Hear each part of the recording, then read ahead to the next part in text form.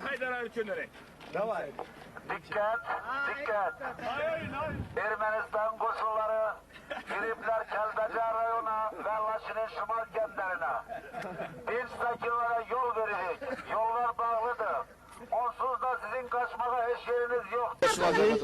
Bəli. Kəlbəcərə Allah qoysa inşallah Kəlbəcərə gedirik. Kəlbəcərə gedirik. Kəlbəcərə inşallah üstəlik şanlı bayrağımızı Kəlbəcərə salacağıq. Yaxşı məclislərimizdə 27 ildən sonra Dərəmuqa torpaqlarımızda